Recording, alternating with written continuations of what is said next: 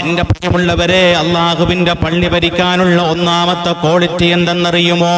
തൻ്റെ വീട്ടിലെ പറമ്പിന് എത്ര ഏക്കറയുണ്ടെന്നല്ല, എത്ര ലക്ഷത്തിൻ്റെ കാറുണ്ടെന്നല്ല, നാട്ടിലെ എത്രത്തോളം പ്രൗഢിയുണ്ടോ എന്നല്ല, എഴുതാനും വായിക്കാനും അറിയുമോ എന്നല്ല, ഈമാനുണ്ടോ? ഈമാനുണ്ടോ? ഈമാനുള്ളവനെ ആ പണി പറ്റൂ. എത്രയോ മഹലിന്റെ ഭാരവാഹികൾ താടി മുഴുവനും ക്ലീൻ ഷേവ് ചെയ്തുകൊണ്ട്, എൻ്റെ പ്രിയമുള്ളവരെ, തലയിൽ മുഴുവനും കറുപ്പടിപ്പിച്ചുകൊണ്ട് ചെറുപ്പക്കാരനെ പോലെ നടന്നു നീങ്ങുകയാണ്. പാപങ്ങൾ വരുമ്പോ വേറൊരു നിയമമാണ്, പണക്കാർ വരുമ്പോ വേറൊരു നിയമമാണ്. അവർക്ക് അള്ളാഹുവിൻ്റെ വിശുദ്ധ ഖുർആനിന്റെ താക്കീത് നൽകിക്കൊണ്ട് ഖുർആൻ പറയുകയാ, ഈമാനുള്ളവനെ പടച്ചവന്റെ പള്ളി ഭരിക്കാൻ കഴിയോ?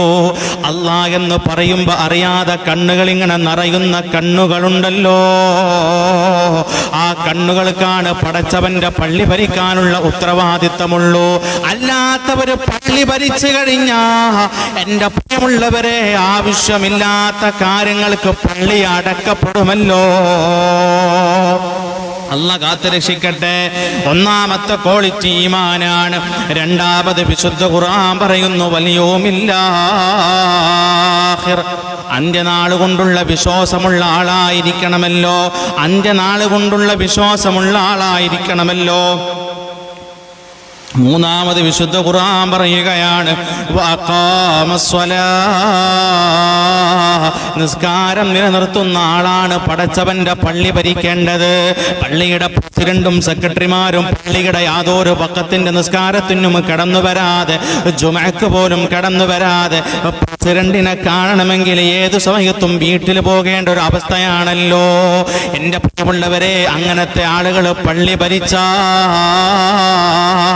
എൻ്റെ പ്രിയമുള്ളവരെ, പള്ളിയുടെ ഉസ്താദിന് അനീതിക്കെതിരെ സംസാരിക്കാൻ കഴിയില്ലല്ലോ. മിമ്പറിൽ നിന്നുകൊണ്ട് 8, 9, 10 വർഷം അള്ളാഹുവിൻ്റെ ദീൻ ഓതി പഠിച്ച ഉസ്താദുമാര് ദീനിന്റെ മസല പറയുമ്പോ, ഉസ്താദേ, നിങ്ങൾ ഈ നാട്ടിൽ പിത്തനയുണ്ടാക്കരുതേ, ഈ നാട്ടിലൊരു പ്രശ്നമുണ്ടാക്കരുതേ, അത് ഞങ്ങൾക്കറിയാമെന്ന് പറഞ്ഞുകൊണ്ട് ഉസ്താദന്മാരുടെ വായെ വരെ അടപ്പിക്കുന്ന പ്രസിഡന്റുമാരും സെക്രട്ടറിമാരും പഠിച്ചോ. അള്ളാന്റെ ദീന് പിന്നെ ഇവരല്ലാതെ ആരാണ് പറയുക? പ്രസിഡന്റിന്റെ മകളുടെ വീട്ടിൽ കല്യാണം നടന്നു കഴിഞ്ഞാൽ, പ്രസിഡന്റിന്റെ സെക്രട്ടറിയുടെ മകളുടെ വീട്ടിൽ കല്യാണത്തിന്, മകളുടെ കല്യാണത്തിന്, മകന്റെ കല്യാണത്തിന് കൂട്ട് കാണിച്ച് പള്ളിയിലെ ഉസ്താദ് മിമ്പറിൽ നിന്നുകൊണ്ട് അതിനെതിരെ പ്രഭാഷണം നടത്തിയാൽ ഉസ്താദിന്റെ ജോലിയിൽ നിന്ന് പിരിച്ചുവിടുകയാണ്. നാട്ടിലെ പൗരപ്രമാണിയുടെ വീട്ടിൽ കല്യാണം നടത്തി ബാൻഡ് സെറ്റ് വെച്ച് ഗാനമേള വെച്ചാൽ അതിനെതിരെയും ഉസ്താദ് പറഞ്ഞ, ഉസ്താദേ, ആ മനുഷ്യൻ നമ്മുടെ പള്ളിയുടെ പ്രവർത്തനത്തിന് കോടികൾ തന്നവനാണ്, ലക്ഷങ്ങൾ തന്നവനാണെന്ന് പറഞ്ഞുകൊണ്ട് എത്രയോ ആളുകൾ, എൻ്റെ പ്രിയമുള്ളവരെ, ഉസ്താദന്മാരെ പിരിച്ചുവിടുകയാണ്. അവര് പഠിച്ചോ, നിങ്ങൾക്കൊന്നും അല്ലാഹുവിന്റെ പള്ളി ഭരിക്കാനുള്ള ഉത്തരവാദിത്തമില്ലല്ലോ. അല്ലാഹുവിന്റെ വിശുദ്ധ ഖുർആൻ പറയുകയാണ്, നിസ്കാരം നിലനിർത്തുന്നവനെ പള്ളി ഭരിക്കാവൂ. അടുത്തതോ,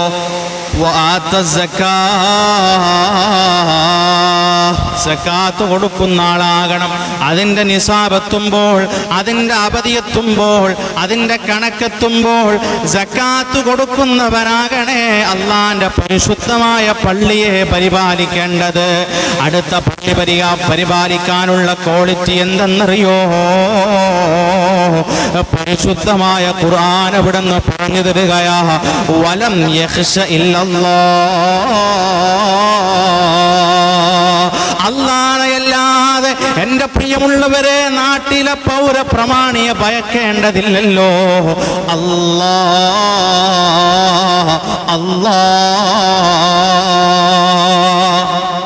പള്ളിയിലൊരു കാര്യം ചെയ്യുമ്പോൾ എൻ്റെ അള്ളാഹ്ക്ക് ഇഷ്ടമാണോ, എൻ്റെ റബ്ബിന് ഇഷ്ടമാണോ, എൻ്റെ പടച്ചവന് ഇഷ്ടമാണോ? എൻ്റെ പ്രിയമുള്ളവരെ, പള്ളിക്ക് ഒരുപാട് സഹായിച്ച ആളുകളാണ്. അവൻ്റെ വീട്ടിൽ എന്തെങ്കിലും നടന്നാലും പ്രസിഡന്റ്, സെക്രട്ടറിമാര് പറയേണ്ടത് ചെയ്യേണ്ടത് ചെയ്യണമല്ലോ. അവൻ കോടി രൂപ തന്നവനാണ്. ലക്ഷങ്ങൾ തന്നവനാണ്. ഇതൊന്നും പറഞ്ഞുകൊണ്ട് മാറ്റി നിർത്താൻ പാടില്ല. എൻ്റെ പ്രിയമുള്ളവരെ, ഇല്ലല്ലാ, അല്ലാഹനെ അല്ലാതെ വേറൊരു മഖ്ലൂക്കിനെയും നിങ്ങൾ ഭയപ്പെടാൻ പാടില്ലെന്ന് വിശുദ്ധ ഖുർആൻ. ഈ ക്വാളിറ്റി ഉള്ളവനാണ് അല്ലാഹന്റെ പള്ളി ഭരിക്കേണ്ടത്. ഈ ക്വാളിറ്റികളുള്ള ആളുകളാണ് പടച്ചവന്റെ പള്ളിയെ പരിപാലിക്കേണ്ടതെന്ന് വിശുദ്ധ ഖുർആൻ. അല്ലാത്തവരെ പരിപാടി രാജിവെച്ചു പോക്കോ, കുടുംബ മഹിമ കൊണ്ടോ, തറവാട് മഹിമ കൊണ്ടോ, പണം കൊണ്ടോ, പവർ കൊണ്ടോ, പത്രാസ് കൊണ്ടോ ഈ സ്ഥാനം മോഹിച്ച് നടക്കുന്ന ആളുകളെ, നിങ്ങൾക്ക് പള്ളിയുടെ ഇമാറത്ത് ഏറ്റെടുക്കാനുള്ള അധികാരമില്ല. കാരണം എന്തെന്നറിയോ? ഇതല്ലാന്റെ ദീനാ, ഇതല്ലാന്റെ ഭവനമാ. ഉസ്താദന്മാര് പറയേണ്ടത് ഉസ്താദന്മാര് തന്നെ പറയണം, പ്രസിഡന്റ് പറയേണ്ടത് പ്രസിഡന്റ് പറയണം, സെക്രട്ടറി പറയേണ്ടത് സെക്രട്ടറി പറയണം. ഉസ്താദന്മാരോട് പറയല്ലേ എന്ന് പറയുന്ന എൻ്റെ കമ്മിറ്റിക്കാരാ, നിങ്ങൾ അങ്ങനെ പ്രവർത്തിക്കരുതേ, നിങ്ങൾ അങ്ങനെ ചെയ്യരുതേ. അല്ലാഹുവേ, നല്ലതും